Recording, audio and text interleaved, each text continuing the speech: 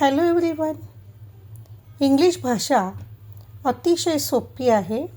आपण एक वाक्य घेऊया आणि त्यावरून समजून घेऊया, म्हणजे तुम्हाला अतिशय सोप्या पद्धतीने लक्षात येऊन जाईल.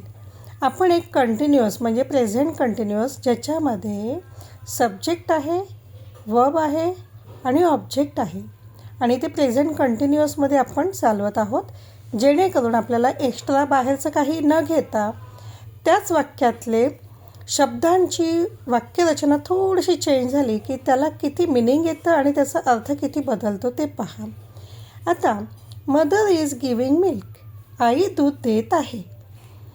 आता आपण हेच वाक्य खाली घेतलं आहे, आई दूध देत आहे का, आणि क्वेश्चन आला. म्हणजे आई दूध देत आहे का हा का वाढला, याला यस नो क्वेश्चन म्हणतात. आणि बघा, मदर इज आहे तर इज मदर केलं, बाकी ॲज इट इज असतं. म्हणजे 1 नंबरचं 2 नंबरला आणि 2 नंबरचं 1 नंबरला घेतलं. इज मदर गिविंग मिल्क, आई दूध देत आहे का. आता आपण हा का मध्ये घेतला की याचा अर्थ बदलतो. इथे आपल्याला रिझन द्यावं लागतं आणि याला आपण WH क्वेश्चन म्हणतो. हा पण क्वेश्चन आहे, याला व्हर्बल क्वेश्चन म्हणतात. म्हणजे ज्याच्यामध्ये फक्त हो किंवा नाही एवढंच उत्तर देता येतं. पण बाकीचे जे WH येतात त्याच्यात आपल्याला जे सेन्स विचारलं त्याचं उत्तर द्यावं लागतं. Why is mother giving milk, बघा आपण इज घेतला, फक्त वाय वाढवला. Is mother giving milk, why is mother giving milk. आई दूध का देत आहे, हा का इथे आला की लगेच त्याची रचना बदलते, अर्थ बदलतो आणि उत्तरही बदलतं. आता आई दूध कसं देत आहे, तर हाऊ, पुन्हा आपण हे जे 2 नंबरचं आहे ते इथे आणलं. Why is mother giving milk. 3 number, आई कुठे दूध देत आहे. वेअर एकच शब्द घेतला, पुन्हा 2 नंबरचं आपण इथे आणलं. Where is mother giving milk, आई काय देत आहे.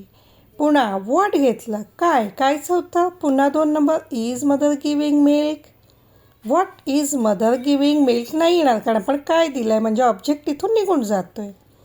आता आई किती दूध देत आहे. आता इथे WHचं पॅटर्न थोडंसं बदलतं. जो आपला ऑब्जेक्ट असतो तो आपण WHच्या सोबत घेतो. How much milk is mother giving, बघा इज मदर गिविंग 2nd नंबरचं पुन्हा आला. इज मदर गिविंग, कारण हा मिल्क आपण क्वेश्चनमध्ये घेतला. Which milk is mother giving, कोणतं दूध देत आहे. विच मिल्क आणि इज मदर गिविंग म्हणजे पुन्हा 2 नंबरला आपण इथे घेतलं आहे.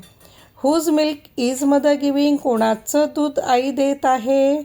मग हुज पण आला 2 नंबरच. इज मदर गिविंग म्हणजे जे 2 नंबर आहे हे एकदा पहिली लाईन आली, सेकंड येते. सेकंड आला की सगळ्या WH कितीही तुम्ही असे 100, 150, 200 कितीही वाक्य इझिली करू शकता जर तुम्हाला क्वेश्चन बनवता येत असतील तर. नंतर फॉर वॉट, कशासाठी आई दूध देत आहे. आई कशासाठी दूध देत आहे, फॉर वॉट आलं. पण इज मदर गिविंग मिल्क पुन्हा 2 नंबर. यावरून तुमच्या लक्षात आलं असेल की लॉजिकली जर तुम्ही गेला तर फर्स्ट लाईन सेकंड लाईन पाठ झाली की बाकीच्या लाईन तुम्हाला पाठ करायची गरज नाही. या पद्धतीने जर तुम्ही इंग्लिश भाषेवरती प्रभुत्व तर मिळू शकता, पण ते तुम्ही फ्युचरमध्ये कधीही विसरू शकत नाही. हे एक त्याचं वैशिष्ट्य आहे. अशाच पद्धतीने पालकांनी, शिक्षकांनी आणि विद्यार्थ्यांनी शिकायला पाहिजे. थँक्यू.